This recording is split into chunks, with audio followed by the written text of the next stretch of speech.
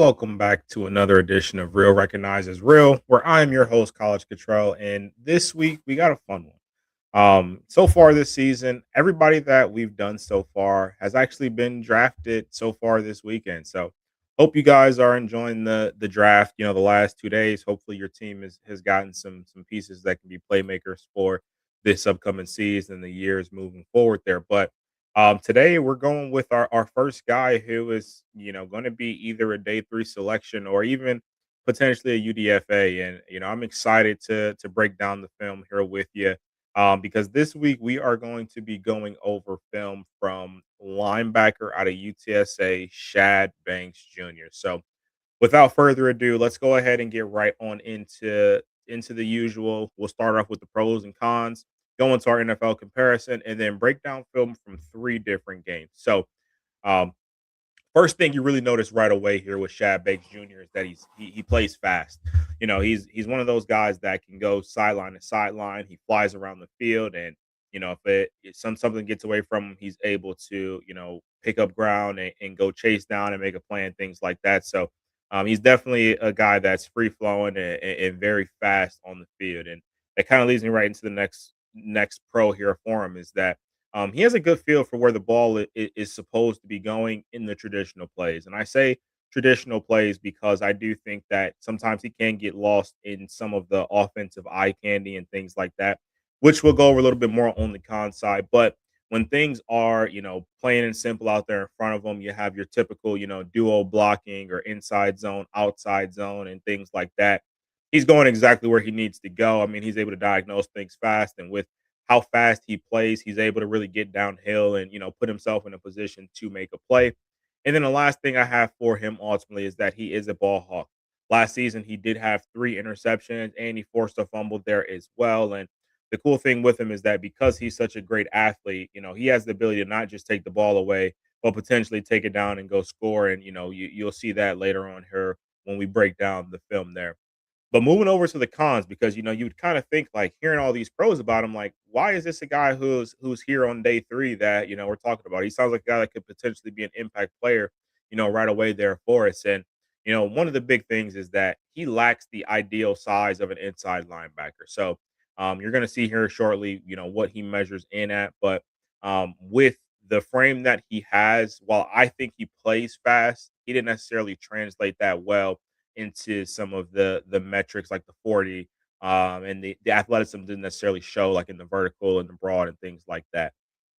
And then the last thing, just kind of picking up where I left off with the flow and kind of what I was talking about with those traditional plays. Well, I think he does a great job of recognizing those traditional plays. I do think his play recognition is lacking quite a bit there. And I think he struggles, especially with the counters, misdirections, the trick plays, things like that. It almost feels like he's like, all right, well, he's going this way. It has to be, it has to be a counter run going this direction. And in this day and age of how offensive minds are, just because you see offensive linemen pulling doesn't necessarily mean that it is going to be a run play going to a certain side there. So even if it means taking a half step, half extra second there to read and actually diagnose a play, it's going to be way more beneficial for you to do that than to try and just, try and read it and fly downhill right away. And the play is going the exact opposite direction there from you. And it kind of leads to a big play because you're not where you're supposed to be there. So let's go ahead and get right on into his NFL comparison here. And for me, I think he reminds me a lot of Devin Bush, especially coming out of college there. So similar frame. And I think also when you see these guys on the field, Chad Banks is a guy that flies around just like Devin Bush did while he was at Michigan. And the one thing that sets them apart, because you may be seeing this comparison and saying, well, Devin Bush was a first rounder. Like he was a, former top 10 pick. Well, I think a big part of that also is that Devin Bush also excelled in that 40, like being a linebacker that can run a 4.43 and having the vertical of a 40 and a half inch, mark there definitely adds to what you're able to do there. But I also think though, just if you remember back to Devin Bush's inefficiencies and deficiencies when coming out of Michigan, it's a lot of the same thing that it was with Shad. And Devin Bush has finally come around, and I think he's really starting to live up to that pick there. But it definitely took him a few years to really understanding the nuances of being an NFL linebacker, especially with that kind of frame and even with having that kind of speed. It does take some time for the game to ultimately come to you there. So for me with Shad, while the numbers don't necessarily say that he's not a 4-4 guy, I think you can watch him and how he flies around the field. He's able to cover a ton of ground there. And so I think that he has a ton of potential, which is why he is still here on day three. But I think, teams should be able to have confidence of getting the most out of him because, he has everything that you need to be, an athletic starting linebacker, especially in this league where the game is going to such a, spread out pass option where you got to have your linebackers moving side to side there. Now, the three games that we're ultimately going to be covering here are going to be one against Texas State, one against Incarnate World, and then the last one against East Carolina. So we are going to go ahead and start with the game against Texas State. Go ahead and get that pulled up here. I believe it is this one. Oh, no, that's actually going to be the wrong one. Let me do this. Share screen. Boom, there we go. All right, so move that, go here, stop that. And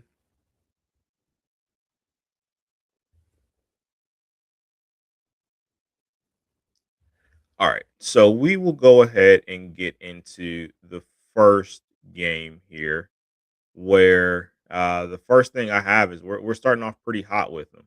Um, he's taking the ball away pretty much right away in this one. I have him listed here as him being a ball hawk, and like I said, you're able to see that pretty much right away here. So just kind of looking through the film here, he is going to be the middle linebacker here. So he's right here, and this is probably the easiest interception of his career, if we're being honest. But so he's just standing there. He's in a spy position, potentially being a hole player. I think he's probably playing a spy though, and he's looking at the quarterback's eyes and ultimately sees where that ball is going. And like I said, easiest interception probably of his career there, but able to take the ball away and put UTSA in a position to march down and put some points up on the board there.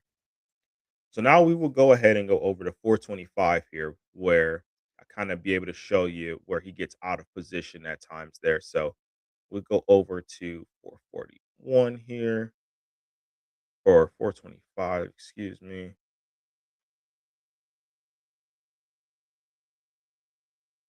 All right, boom. So you see here, white gloves, middle linebacker there, and you'll see it better from the end zone view, but he's just not where he's supposed to be on this play. And again, we'll kind of break it down here from the end zone view. So see it right here. He has absolutely no idea where the ball is going here. He is he's looking over here. He's trying to flow this direction there. He doesn't know who has the ball. So the quarterback's going over here. Yes, that is the case there, but you're supposed to come downhill and do your job. I would much rather see you attack the gap and fill in where you're supposed to be because now the offensive linemen have cleared a ton of space here. And, it doesn't necessarily go for a huge game, but this is quite the avenue. If the quarterback is able to make one cut here and get past the guy who's, flashing inside here and get right into this spot, like this could be an absolutely huge play here. So, Shad just not filling in where he's supposed to there. Like I think that is my biggest issue with this play here. So obviously the quarterback is keeping it here, but so it's a read. It's flowing in this direction, but you got to know, like especially as a linebacker, BCR. You got to be there for the cutback. You are the cutback player here, and that's way too much space there. Quarterback picks up about 10 yards, picks up a first down there. I think that's something that could be easily fixed there. Now we'll go over to 748. And go here. All right. So you got Shad um, right here again, middle linebacker. I love this flow on this particular play. So again, seems like a very basic run. Sees it, does not engage with this offensive lineman, which I absolutely love. A lot of times, unnecessarily, he does engage with offensive linemen and he tries to go through them. And with him being a guy that's undersized, that's just never going to be a good idea. So on this play in particular, he reads it and does a much better job of understanding, hey, I am the cutback player here. No need for me to try and overrun this play and leave us susceptible to the cutback. Goes in, makes the tackle. That's exactly what this play is supposed to look like. So again, you see it flows that way, comes right back to him. Everything gets funneled to him. He makes the tackle. It's a very short gain. That's good stuff from Shad there. Now we'll go over to 945 in this one. All right, let's see. So Shad's going to be right here. Again, this is a counter play, but he does a great job of diagnosing it and getting to exactly where he's supposed to be. So he sees it. All right, these guys are pulling. This is a traditional counterplay, though. Boom. I slow play it. I don't overrun it. And the running back falls right in my lap there. Make the tackle, get him down for a really small gain. Again, love to see that kind of play from him in those situations. Just got a couple more in this game before we go ahead and move on to the next one. We would go to 1040. So just a couple plays later here. Got it listed as he's playing fast. So let's take a look and see what happens here. So again, looks like I believe Shad's going to be the middle linebacker right here, and let's take a look to see what happens. So looks like it's going to be a screenplay right away. He's able to diagnose it. These running backs, excuse me, the running backs, breaking out here, but these offensive linemen are trying to get out and going to go get him, and he is on a dead sprint to go get this running back and make a play in the backfield, and that's exactly what he does. Gets it. That's a TFL. Big time play. Gets up with a ton of energy. You definitely love to see that there. But let's see it again from the end zone view here. Because just see how quickly he's able to actually diagnose it. So he's checking with everybody, make sure everybody's good to go there. And again, he sees it. As soon as he sees it, he is triggering. The offensive linemen aren't even fully out there yet, and he's already in a dead sprint to go get the running back there. So that's how you beat those offensive linemen. You beat them with speed. You don't have the power to go right through them. So great play. And again, shows his ability to be able to recognize things when they are, just, cut and dry. So that, again, I think that's great work from him there. And then last thing here, we'll go over to 1222 where he does get out of position again here. So it's really a give and take kind of thing with him. So you'll see here, middle linebacker right there. And let's take a look and see what the play is. So, really a traditional kind of run play there. You'll see it again here from the end zone view. Um, my issue with it seems like for me, he should be, you know, I don't know what his full responsibility here would ultimately be, but take a look at the angle that he takes to try and make a play here. For me, this just felt like he's like, all right, I'm gonna play fast, and I'm just gonna do whatever I can in this instance, as opposed to trying to actually read it and follow his responsibilities here. So goes right through the A gap, and again, you have guys that are pulling, but if you are Texas State in this situation, this is probably exactly what you're looking for because he gets washed out by the guard here right away. Um, and so, UTSA does a great job of, having their other defenders, just here making able to make plays. But Shad has completely run himself out of this play. And I understand if he was blitzing and things like that, but he is just not in a position to, make a play here. And he ultimately gets pancaked there. So um just areas of improvement there. And again, you have to play smarter, especially at the next level. Use your speed to make up for what you lack in size. All right, we will go ahead and go to our next game here. And this next one is going to be against Incarnate World. So we'll go ahead, throw that up.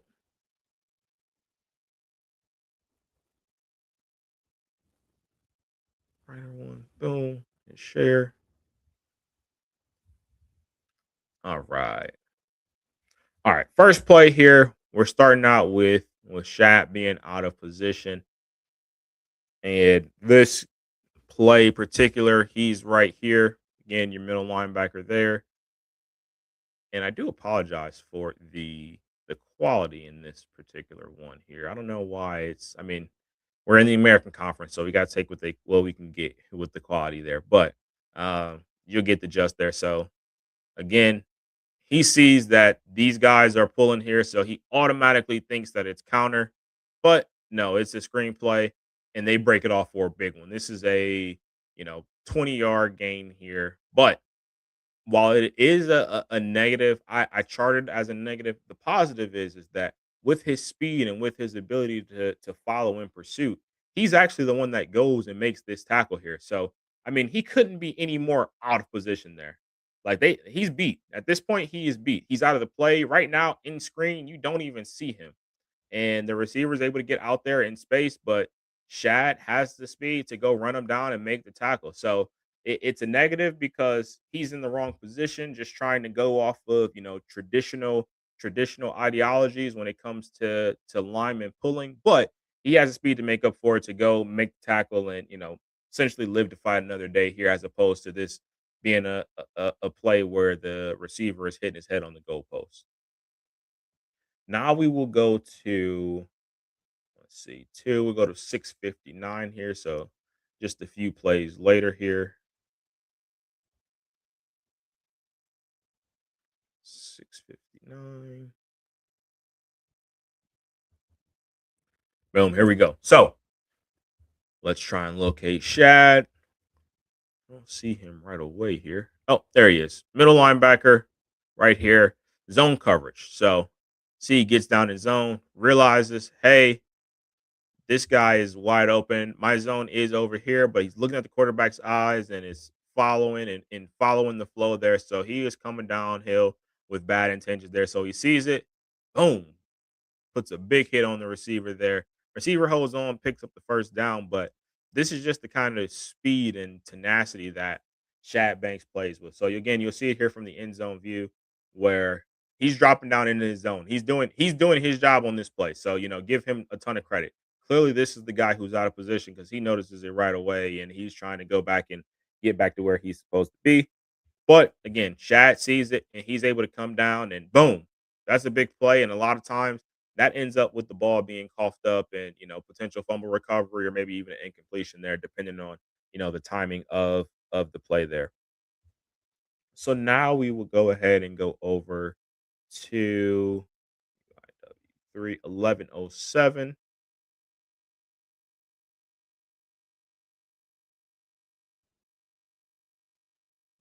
All right, and then you'll see Shad is here, linebacker position there, and you'll see the flow.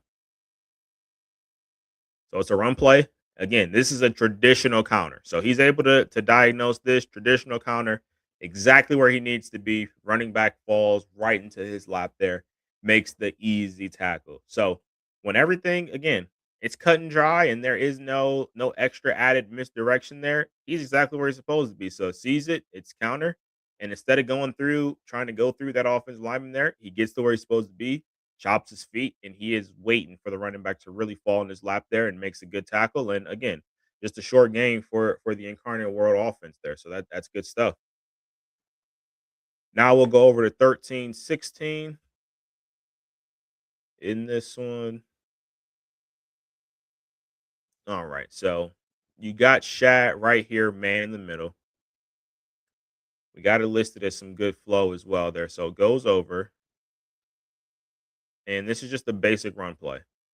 Seems like a basic inside zone there, but he flows. He doesn't get over aggressive there and try and cut directly downhill there. He does his job and it's flowing exactly how it's supposed to. And we do get some extracurriculars there, but that's not the important part here. So again, see it from Shad's angle. He's just he's just sliding for a second there. Literally just sliding. And we'll see it from the end zone view here.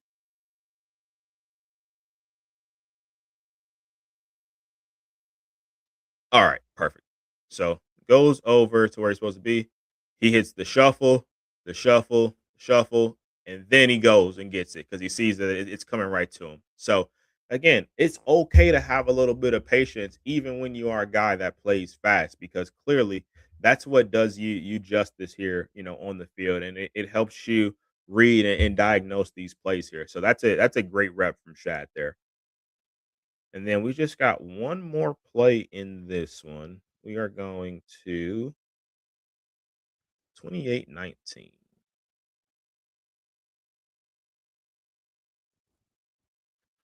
All right. So as much as I've been talking about Shine and his ability, to not be able to diagnose trick plays, this was a double pass. So you see the screen pass, it goes back out to this receiver here. Shad is able to diagnose it, and he is on top of it. And not only does he diagnose it, but he goes over the top of the receiver, high points the ball, and gets the interception, and then picks up about 20 yards on the return there. So that's something that is quite impressive there, for him. At first, he definitely does get fooled by it. You see that he's flowing right away there. He's flowing, flowing, flowing, but he's like, nope, this guy's not getting past me. I saw him release there. It's got to be something coming behind me. And he has the speed to make up for it. Gets the interception, like I said, high points the ball, and then gets the 20-yard return in this one. So again, you see the flashes, man. Like I think he has all the potential in the world, and I think that he can be a really good player if he goes to the right organization and just sits and learns. But at minimum, this is a guy that should be playing special teams somewhere right away there because again, I think those are just the qualities, the speed that he has, his instincts. Like I just think those are things that you necessarily can't teach there. So I think he has a spot for him in the NFL for sure. And so let's go ahead and go to the last game in this one. We'll go ahead and wrap up his film study here. This is going to be a game against East Carolina, and We're starting off with a bad play, but this game gets progressively better for him. So you see, he's going to be man in the middle there. And again, lineman flow one way, but it's a misdirection play, and he's way out of the play here. I mean, absolutely no shot to go make this play. First down looks like it's about a 15-yard, close to a 15-yard gain there. But again, see it from the end zone view here. So he looks at it and he is saying that, well, all these linemen are flowing over to the right here. Well, in this case, it's to his left, but for just kind of looking at the screen here, all these linemen are flowing in this direction. The play has to be going over here, right? And so he tries to see that, but he's caught with his hand in the cookie jar.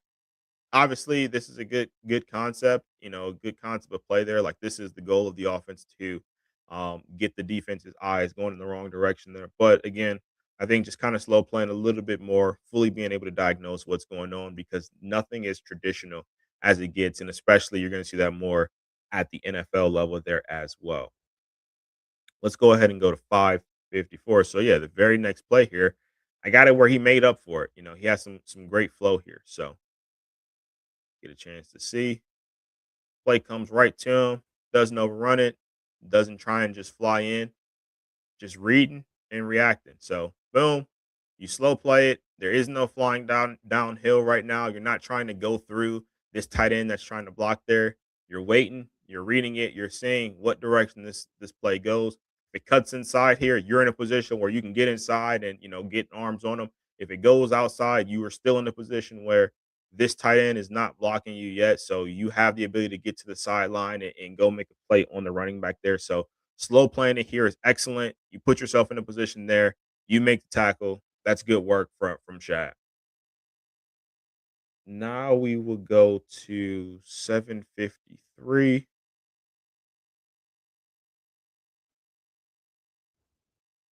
All right. So a linebacker there. Take a look and see what he does here. So boom. Reading the quarterback's eyes. As soon as he sees the quarterback getting that throwing motion, He is in a dead sprint to go make a play here. So he sees it, and he sees he's understanding the route concept here. Look at him. Head's not even turned towards the quarterback there. He sees this receiver coming out. Looks like he's going on a little hitch. And he sees that and he's like, this is my play to go make there. And he's all over it. Boom. Well, basically lands right in his lap there. In a lot of situations, that ends up being a takeaway for Shaq. But that's great work there. Just being fast and able to read, diagnose quickly there, in the snap of a finger and just detonate downhill to go make a play on the ball there. Now we will go over to 14-22, and we just got a couple more plays in this one before we were all wrapped up here. So again, we got some more good flow here. So you see him up here in the box there. Let's see where this play hits.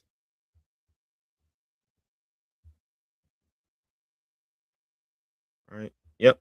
Slow playing it. And this is a little bit of a larger gain there. But slow playing it put him in the position to make this play still.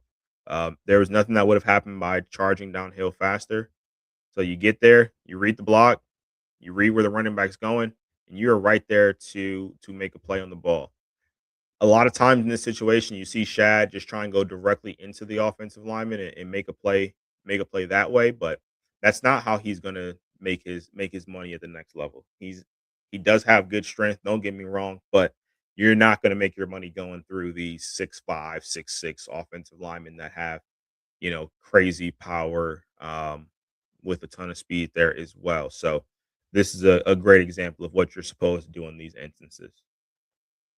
And then we will go over to our last play in this one.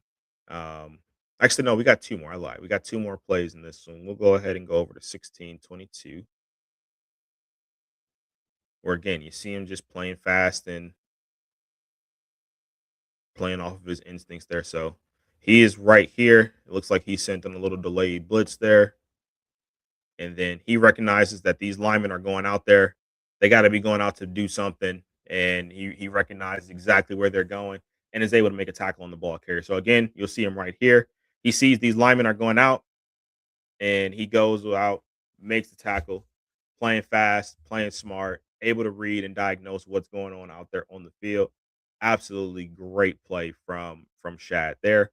And then we got to end off with another just really good play here from him. Go to 24-50, where we get another takeaway to end the film session here. And so you'll see Shad is here, middle of the field, middle linebacker position there, and just reading the quarterback's eyes. And quarterback makes a bad throw.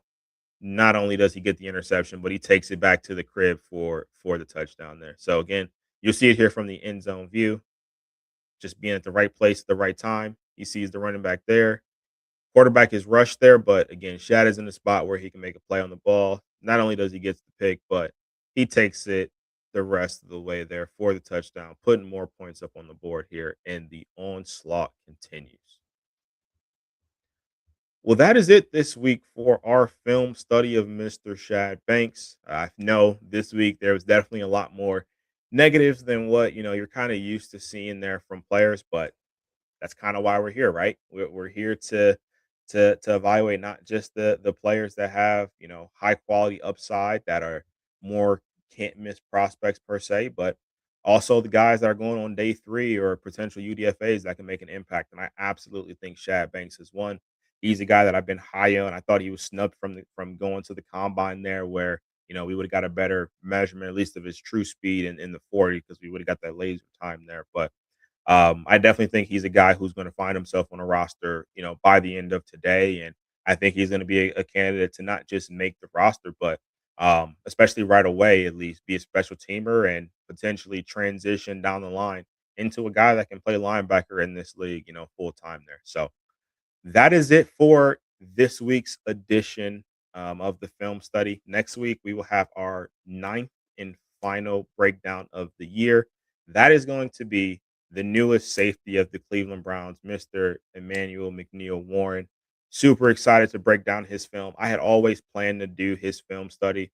It just so happens that he got drafted by the Browns there, but I got a chance to actually watch him in person at the Toledo Pro Day, and definitely a guy who was high on my radar. I had him as my number three safety in this year's class, so I always wanted to view his film. It just makes it even sweeter that he's going to be a Cleveland Brown. I get to kind of watch him as a fan and see it, up close and personal, and really get a chance to root for him every week during the NFL season. But appreciate all you guys for tapping in with me and watching. Always appreciate all the support. I can't believe draft season is, here and gone, so fast. But I'm already looking forward to taking a look at the 2027 prospects here coming up. But again, hope you guys have been enjoying the draft so far. And I hope your teams have made good decisions. And we'll see you guys next week.